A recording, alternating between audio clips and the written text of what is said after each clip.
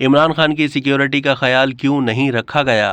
इमरान खान के लहू से कंटेनर रोशनी की अलामत बन गया है। टांग में गोली खाकर भी उसके होंठों पर मुस्कुराहट थी, आंखों में अनोखी चमक थी, मुट्ठी बंद करके लहरा रहा था।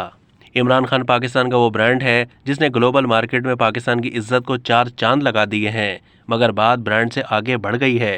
अब इमरान खान ही पाकिस्तान है। गोली इमरान खान को नहीं लगी, पाकिस्तान को लगी है, और इसका अंदाजा उस वक्त से लेकर इस वक्त तक जो कुछ मुल्क में हो चुका है, इससे बआसानी लगाया जा सकता है।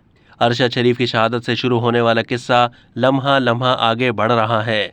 लियाकत अली खान के कातिल का आज तक पता नहीं चला। जनरल ज़ियाउल हक और बेनज़ीर भुट्टो की कब्रें चीख चीख कर अपने कातिलों के नाम बताती हैं, मगर कोई सुनने वाला नहीं है। पहली बार कौम ने ऐसी आवाज़ें सुननी शुरू की हैं। पहली बार कौम को एहसास हुआ कि अब यह काम ज़्यादा देर तक नहीं चल सकता। कातिल अमेरिका या भारत हो या खुद कोई पाकिस्तानी हो, अब ये सिलसिला ख़त्म होना चाहिए।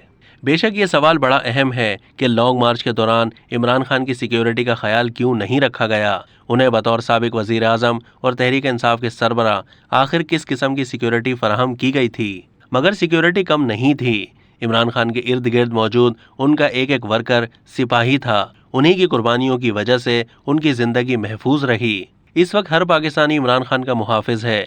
हमले की FIR अभी तक दर्ज नहीं हुई। अब तक के लिए इतना ही। मज़ीद मालूमात के लिए डेली जंग के YouTube चैनल को सब्सक्राइब कीजिए।